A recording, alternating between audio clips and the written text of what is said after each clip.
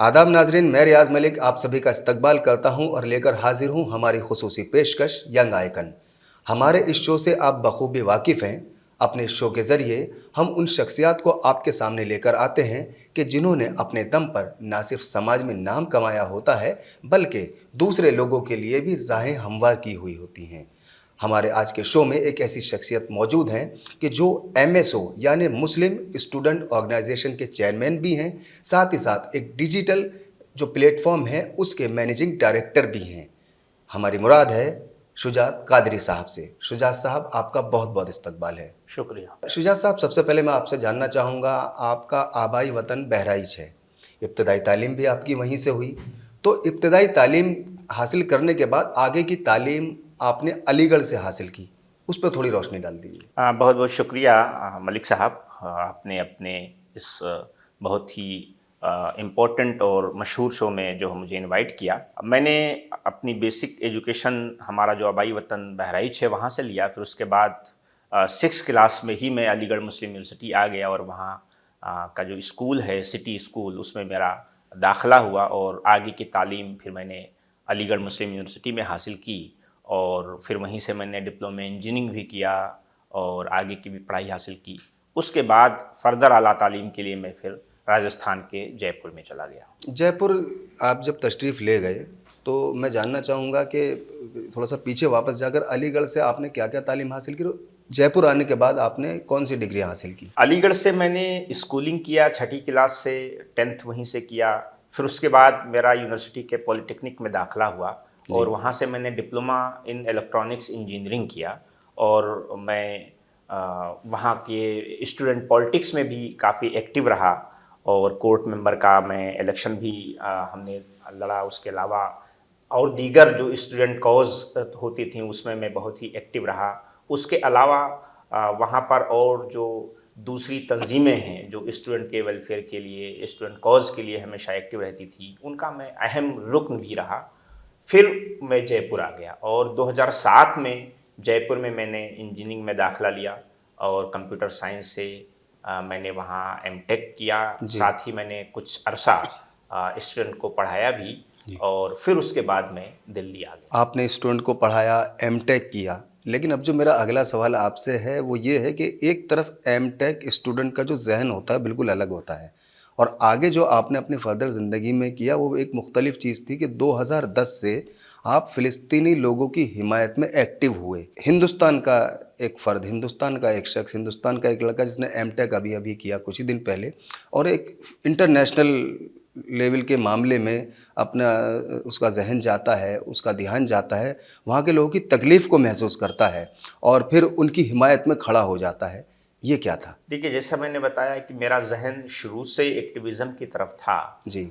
इसलिए मैं भले ही इंजीनियरिंग और एमटेक की पढ़ाई की लेकिन एक्टिविज़म में शुरू से जुड़ा रहा। फिर मैंने महसूस किया कि पूरी दुनिया में एक ऐसा मुद्दा है, एक ऐसा मसला है जो हमेशा ज़ेरे बहस रहता है जी। और वो है फ़लस्तीन का मुद्दा। जी। फ़लस्तीन का एक मामला ऐसा है कि पूरी दुनिया जानती है कि किस तरीके से फ़लस्तीनियों की ज़मीन पर इज़राइल नाम का एक मुल्क बनाया गया जी। और धीरे धीरे फ़लस्तीनियों को वहाँ से मुहाजिर बना के दूसरे मुल्कों में आबाद कर दिया गया। जी। वहाँ पर जंग मुसल्लत कर दी गई। जी। लेकिन इतना सब होने के बावजूद भी पूरी दुनिया तकरीबन खामोश तमाशाई बनी रहती है फ़लस्तीनियों पर। जब भी उन पर जुल्म होता है, उन पर जंग वारिद कर दी जाती है, लेकिन बड़े बड़े इदारे, ह्यूमन राइट के बड़े बड़े हुकूमतें, वो सब तकरीबन खामोश रहती हैं या बायस रहती हैं। तो मैंने महसूस किया कि मज़लूम की हिमायत करना चाहिए, जी। भले वो कहीं पे जुल्म हो रहा हो, चाहे वो फ़लस्तीन में हो रहा हो इज़राइल के ज़रिए, चाहे वो तिब्बत में और शिनजियांग में चाइना के ज़रिए हो रहा हो, उइगर मुसलमानों के उस पर हो रहा हो, तिब्बती बौद्धिस्ट पे चाइनीज़ के ज़रिए हो रहा हो, या किसी भी मुल्क किसी भी दुनिया के मुल्क में हो रहा हो, हमेशा जुल्म के ख़िलाफ़ खड़े होना चाहिए।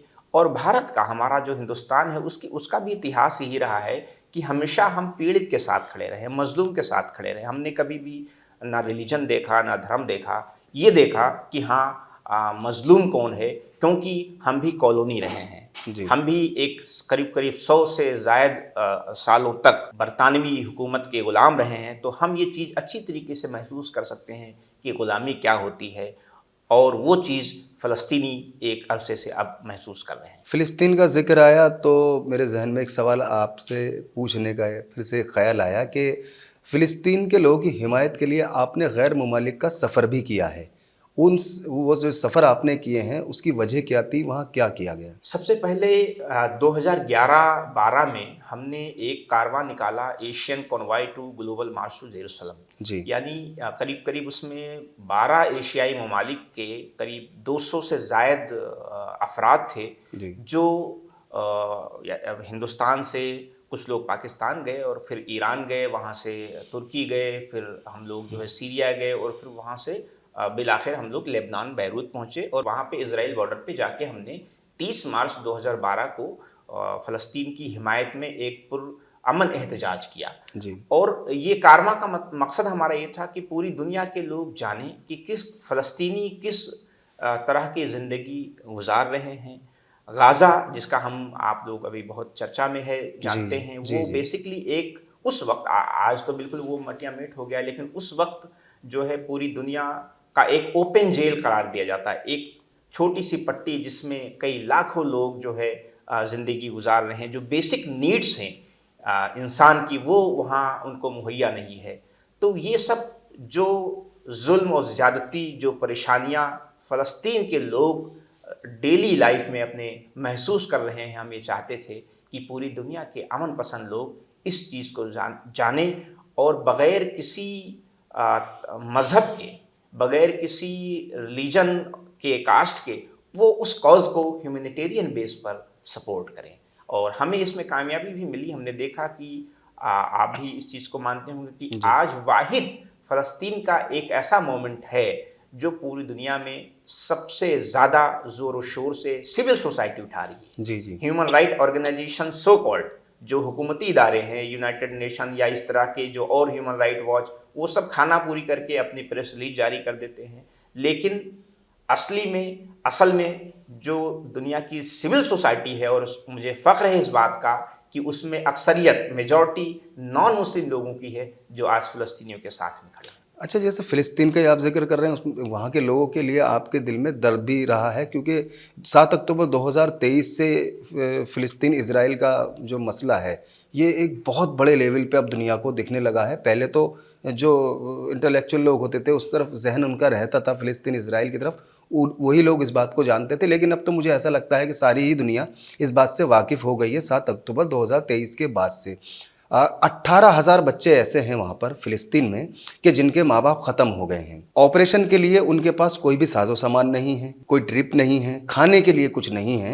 एक ऐसे भी रिपोर्ट सामने आई है कि अगर वो जितनी तबाही फ़िलिस्तीन के अंदर हुई है, अगर उसका मलबा ही हटाया जाए तो शायद 20 साल लग जाए उनको दोबारा से बसाने में। मौजूदा वक्त के फ़िलिस्तीन के जो हालात हैं, 2012 में आपने जो किया बहुत अच्छा किया, अपने लेवल पे आपने एक बहुत बड़ा कदम उठाया, उसको अंजाम भी दिया।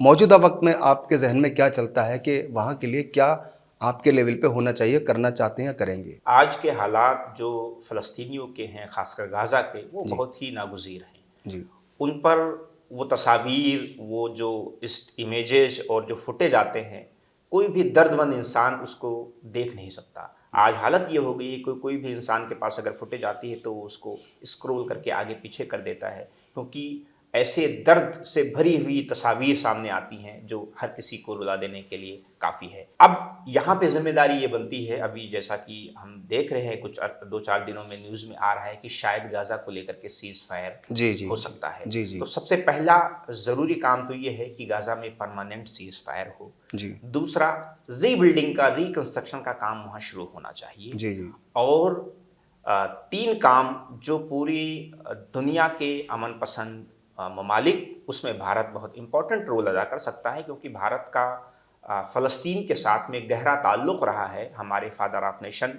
मोहनदास करमचंद गांधी जी ने कहा था फ़लस्तीनियों के बारे में कि जी, जिस तरह जर्मनी जर्मन का है, जिस तरह ब्रिटेन जो है वो अंग्रेज़ों का है, इसी तरह फ़लस्तीन जो है वो अरबों का है। और वहाँ पर ज़बरदस्ती यहूदियों को नहीं बसाया जा सकता। ये उन्होंने बात हरिजन में जो उनकी जी, जी। पत्रिका थी उसमें लिखी थी। तो भारत आज इजराइल के साथ भी अच्छे ताल्लुकात हैं, तो भारत एक बहुत ही इम्पोर्टेंट रोल अदा कर सकता है दोनों देशों के बीच में पीस नेगोशिएशन में। और जो टू नेशन थ्योरी की बात की जी, जाती जी, है, जी। भारत भी उसको हमेशा से सपोर्ट करता रहा है, जिसमें फ़लस्तीन नाम का एक आज़ाद मुल्क हो जिसकी अपनी एक बाउंड्री हो, साथ में ईस्ट जेरूसलम जो है वो एक यूनिवर्सल सिटी के तौर पर जो पहले डिक्लेयर किया गया था वो माना जाए। जी, तो जी, मुझे जी। लगता है कि भारत को और दूसरी सुपर पावर्स हैं, अमेरिका है और चाइना है या और दूसरी और अक़वाम मुत्तहिदा है, इन सब को टू नेशन थ्योरी की तरफ काम करना चाहिए। और तीसरी बात कि जो इजराइल ने जुल्म किया है, आईसीसी ने अभी देखा आपने कि किस तरह से नेतन्याहू के ऊपर गिरफ्तारी का वारंट भी जारी कर दिया है, और जो ममालिक इंटरनेशनल क्रिमिनल कोर्ट के मेंबर हैं, अगर वहाँ नेतन्याहू जाते हैं तो उनको गिरफ्तार भी किया जा सकता है। तो ये जो आईसीसी का वारंट है नेतन्याहू के खिलाफ, जी। या यूनाइटेड नेशन में अक़वाम मुत्तहिदा में इजराइल के खिलाफ जो करारदाद हैं, उन सबको अमली जामा पहनाया जाए। अक्सर ये देखा गया है कि रशिया और यूक्रेन का जंग होती है तो हम देखते हैं कि यूक्रेन रशिया पर तमाम तरह की पाबंदियां आयद कर दी जाती हैं, जी, जी। या और दूसरे ममालिक पर पाबंदियां अक़वाम मुत्तहिदा की तरफ से आयद कर दी जाती हैं, यूएस की तरफ से आयद कर दी जाती हैं। लेकिन जब यही बात इजराइल पर आती है तो इस तरह की किसी भी पाबंदियों को ना इजराइल मानता है, बल्कि हैरत की बात यह है कि खुद अक़वाम मुत्तहिदा के जो सेक्रेटरी जनरल हैं अंटोनियो गुटेरेस, उन पर इजराइल में आने पर पाबंदी लगा देता है। जी। तो ये जो दोहरा मेयार है अक़वाम मुत्तहिदा का या दूसरी जो दुनियावी जो बड़े इदारे हैं उनका, ये अपने आप में ये दिखाता है कि ये इदारे अब फेल हो चुके हैं। अगर ये सही से इक़दाम नहीं करेंगे तो इनका कोई औचित्य नहीं रह जाएगा। ये बहुत तशवीशनाक भी है कि ये दोहरा जो रवैया चल रहा है, ये शायद यही वजह है कि ये जंग इतनी लंबी खिंच गई, वरना तो बहुत लोगों की जानें बच सकती थी, बहुत जानो माल का नुकसान को बचाया जा सकता था। मेरा अगला सवाल आपसे ये है कि मौजूदा वक्त में आप एमएसओ के चेयरमैन हैं। एमएसओ से आप कब से जुड़े और एमएसओ ये है क्या? MSO Muslim student organisation of India है। जब मैं अलीगढ़ में आया 99 में, तभी मैं इसका रुकन हो गया था, और तब से लेकर मैं आज तक एमएसओ से वाबस्ता हूँ और अभी जी। मैं इसका चेयरमैन हूँ। जी। एमएसओ बेसिकली जो मुस्लिम तलबा और तालिबात हैं उनके दरमियान में कैरियर एजुकेशन की गाइडेंस में, उनकी हेल्प में काम करती है। जी। उनके दरमियान में अखलाकी किरदार को फ़रोग़ देने के लिए, और जो एक इस्लाम का जो एक मैसेज है जो पूरी दुनिया में ख़ासकर बर्रे सगीर में हम अगर देखें तो यहाँ पर उसको तसव्वुफ़ कहा जाता है, सूफ़िज़्म कहा जाता है, उसको फ़रोग़ देने के लिए ये काम करती है, ताकि नौजवानों के दरमियान एक जो है मिडिल पाथ, यानी एक जो मॉडर्न ख़याल के साथ में जो मजहबी रवादारी है वो कायम रहे। आपकी शख्सियत के मुख्तलिफ़ पहलू हैं, बहुत सारे डायमेंशन हैं, तो जिधर भी देखिए आपके चारों तरफ मेरे जहन में तो सवाल ही सवाल टहल रहे हैं। आप बहराइच में आपकी पैदाइश हुई, इब्तदाई तालीम वहाँ से हासिल करते हुए जयपुर पहुँचे और वहीं से आपने अपनी ज़िंदगी का सफ़र शुरू करके आप दिल्ली तक आए। एक तरफ आपके जहन और दिल दिमाग में तकलीफ़ है, दर्द है फ़िलिस्तीन के लोगों के लिए, वहीं दूसरी तरफ आप एमएसओ के चेयरमैन भी हैं, स्टूडेंट के लिए भी काम करते हैं। फिर एक डायमेंशन ये भी है कि आप एक डिजिटल पोर्टल के मैनेजिंग डायरेक्टर भी हैं। तो ये डिजिटल पोर्टल क्या है, इस पे आप क्या काम करते हैं? डिजिटल पोर्टल जो है ये digital forensic research and analytics centre है। बेसिकली ये फैक्ट चेक ऑर्गेनाइजेशन है जो फेक न्यूज़ को डीबंक करने और मिस इन्फॉर्मेशन पर काम करता है। 2021 में हमने और हमारे साथ हमारे सीनियर प्रशांत टंडन जी ने मिलकर इसको शुरू किया। आज से करीब 3.5 साल हो गए हैं इसको शुरू किए। इसको शुरू करने का मकसद हमारे सामने ये था कि आज सोसाइटी में जब से हमने देखा है कि डिजिटल सोशल मीडिया का उभार हुआ है, उसके बाद से फेक न्यूज़ की लगातार भरमार है। लगातार समाज के सामने ऐसी खबरें आती हैं कि लोग कंफ्यूज रहते हैं कि ये सच्चाई क्या है। कभी कभी ऐसी बहुत ही इम्पोर्टेंट खबरें जो है वो लोग हज़ारों की तादाद में शेयर कर देते हैं और उससे फसादात वाक़े हो जाते हैं। उससे सोसाइटी के बीच में जो है वो हार्मनी जो है वो डिस्टर्ब हो जाती है।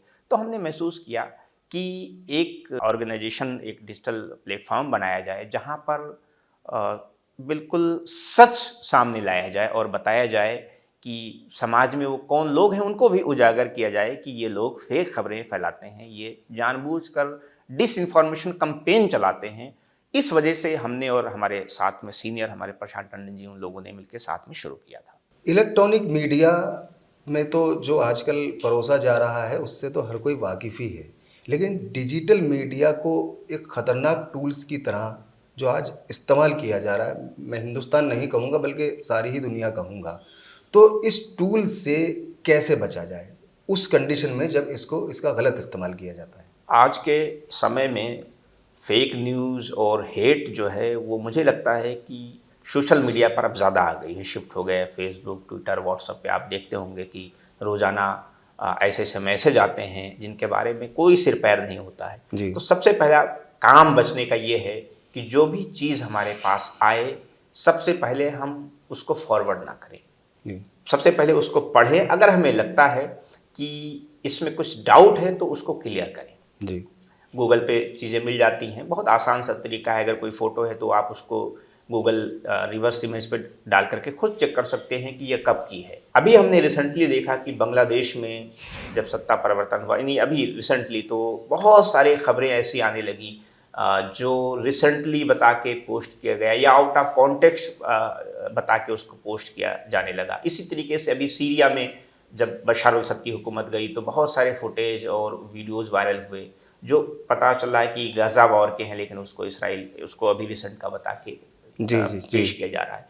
तो मेरा इसमें सजेशन यही है कि सबसे पहले आपके पास कोई चीज़ आए तो उसको कोई भी फॉरवर्ड चीज़ को आगे फर्दर फॉरवर्ड ना करें जब तक कि उसकी तहकीक ना कर लें। जी। दूसरी चीज़ कि आज के टाइम पे आप खुद फैक्ट चेकर बन सकते हैं। जैसा मैंने बताया कि आप इमेज है तो उसको गूगल रिवर्स इमेज के ज़रिए सर्च करके बता सकते हैं, पता कर सकते हैं। इसी तरीके से बहुत सारे फैक्ट चेकर्स के टोल फ्री नंबर हैं, उनमें हमारा भी टोल फ्री नंबर है। आप उस पर मैसेज करके आप रिप्लाई ले सकते हैं कि ये चीज़ सही है या दुरुस्त है या नहीं है। तो इन चीज़ों का इस्तेमाल करके बचा जा सकता है। डिजिटल पोर्टल जब आपके जहन में आया कि इस तरह के पोर्टल पे भी काम किया जा सकता है, आपने जितने वक्त पहले इसको शुरू किया था, वहाँ से लेके अब तक का जो सफ़र है, उसमें आपने काफ़ी कामयाबी हासिल कर ली है और कुछ कामयाबी ऐसी भी हैं कि शायद वो सारी दुनिया में आप ही के हिस्से में आई हैं। उस बात पे भी मैं चाहता हूँ हमारे नाज़रीन आप उस बारे में बता दीजिए। हमने ज़ीरो से शुरू किया था अपने इस ऑर्गेनाइजेशन को। हमारी टीम ने, हम सब ने मिलके बड़ी मेहनत की और उसका नतीजा ये हुआ कि सबसे पहले तो हमें IFCN यानी international fact check network organisation जो है उसके हम सिग्नेटरी हैं, और ये बहुत ही कम लोग इसके सिग्नेटरी हैं। यानी बड़े, मैं किसी का नाम नहीं लूँगा, लेकिन हिंदुस्तान में एक बड़ी फैक्ट चेक संस्था है, वो भी इसका मेंबर नहीं, क्योंकि इनका एक अपना क्राइटेरिया है। उस क्राइटेरिया में पारदर्शिता के साथ अगर आप पूरी करते हैं तो आपको मेंबरशिप मिलती है। हम उसके मेंबर हैं, और न सिर्फ मेंबर हैं बल्कि हम लगातार 2 बार हमको वहाँ से ग्रांट भी मिला हुआ है, जो कि मुझे लगता है कि शायद हम पहली ऑर्गेनाइजेशन हो गए जिनको लगातार दूसरी बार ग्रांट मिला हुआ है। इसके साथ ही हम यूनाइटेड नेशन न्यूज़ जो है उसके साथ भी हमारा कोलैबोरेशन है। हम वहाँ से भी खबरें लेते हैं, उनके साथ भी हमारा कोलैबोरेशन है। इसके साथ में Taiwan based fact check organisation है कोफैक्ट, हम उसके साथ भी कोलैबोरेशन है।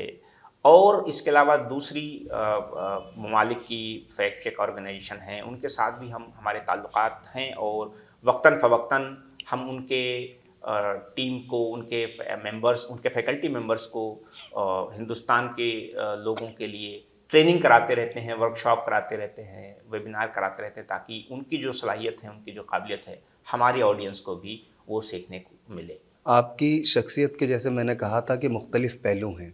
एक पहलू आपका ये भी है कि इन तमाम तर कामों के अलावा आपका काम सूफ़ीइज़्म पर भी है। देखिए, तसव्वुफ़ जिसको सूफ़िज़्म कहते हैं, मेरे दिल के बहुत ही करीब है, और मुझे ऐसा लगता है कि आज के इस माहौल में जब हम पूरे देखते हैं कि पूरी दुनिया के अंदर अफ़रा-तफ़री और तशद्दुद का माहौल है, नफ़रत का माहौल है, जी। सूफ़िज़्म एक ऐसा हथियार है जिसको बेस बनाकर अगर हम चाहें तो इस तशद्दुद को इस नफ़रत के माहौल को ख़त्म किया जा सकता है। जी। एक वाक़या मैं छोटा सा बताऊंगा। हम आप जहाँ बैठे हैं, इसको हज़रत निज़ामुद्दीन वेस्ट कहते हैं, उनका इलाका है। यहाँ पे बुज़ुर्ग हैं हज़रत निज़ामुद्दीन। उनके जो सबसे ख़ास मुरीद थे और शागिर्द थे, उनका नाम था अमीर खुसरो। जी। अमीर खुसरो के पास एक शख्स आया और उसने आपको गिफ्ट के तौर पर एक कैंची आपको दिया। जी। तो आपने उस कैंची को लेने से इनकार कर दिया। कहा कैंची जो है वो काटने का काम करती है और हम सूफ़ी लोग हैं, हम काटने का नहीं बल्कि हम दिलों को जोड़ने का काम करते जी। हैं। जी। तो तसव्वुफ़ सूफ़िज़्म दिलों को जोड़ने का काम करता है। मुझे लगता है कि अगर आज हिंदुस्तान में तसव्वुफ़ के फ़रोग़ के लिए काम किया जाए तो आज जो नफ़रत हम देख रहे हैं इसको हम बहुत आसानी से ख़त्म कर सकते हैं। शुजात कादरी साहब, प्रोग्राम के अख्ताम की तरफ हम आ चुके हैं और चलते चलते मैं आपसे चाहूँगा कि हमारे नाज़रीन, हमारे व्यूअर्स और ख़ासकर यूथ के लिए आप क्या पैगाम देना चाहेंगे? मैं हिंदुस्तान की यूथ के लिए 3 मेरा पैगाम है। नंबर 1 ये कि दुनिया में कहीं भी जुल्म हो, आप जुल्म के ख़िलाफ़ बोलें और हमेशा मज़लूम के साथ खड़े हों। जो पीड़ित है उसके साथ खड़े हों, चाहे वो कोई भी हो। अगर जुल्म करने वाला आपका भाई है तो आप अपने भाई के ख़िलाफ़ हो, और मज़लूम अगर कोई अनजान है तो उसके साथ खड़े हों। नंबर 1। नंबर 2 कि इस हिंदुस्तान में हमको सबको रहना है, हमारे बच्चों को भी रहना है। तो हम ऐसा हिंदुस्तान बना के जाएं जहां पर सभी लोग अमन शांति के साथ रह सकें। इसके लिए ज़रूरी है कि हम एक दूसरे के लिए नफ़रत नहीं बल्कि एक दूसरे के लिए मोहब्बत रखें, एक दूसरे के लिए एडजस्टेबल बने, एक दूसरे के दुख में सुख में शामिल हों। और जो भारत की रिवायत रही है, जो इंडिया की रिवायत रही, कल्चर रहा है कि आपस में चाहे त्यौहार हो या शादी हो, ब्याह हो, उसमें सब लोग शरीक रहें, सब लोग एक दूसरे में शामिल होते रहें, उस रवादारी को, उस कल्चर को ज़िंदा रखें। आखिरी पैगाम ये कि हम चूँकि यूथ हैं और यूथ से ही देश संवरता है, तो हम अपने कैरेक्टर को इतना हाई रखें कि कोई भी हमारे कैरेक्टर को कभी हमारे कैरेक्टर पर सवाल ना लगा सके। बहुत शुक्रिया शुजात कादरी साहब हमारे शो में शिरकत करने के लिए। बहुत बहुत शुक्रिया। तो नाजरीन, ये थे शुजात कादरी साहब, जिनकी शख्सियत के मुख्तलिफ़ पहलुओं को आपने जाना होगा, देखा होगा, और मुझे पूरी उम्मीद है कि हमने आपने कुछ ज़रूर सीखा ही होगा। फ़िलहाल अपने दोस्त और होस्ट रियाज़ मलिक को इस वादे के साथ दीजिए इजाज़त। अगले हफ्ते आपके सामने फिर से एक और शख्सियत के साथ हाजिर होंगे। तब तक के लिए खुदा हाफिज़।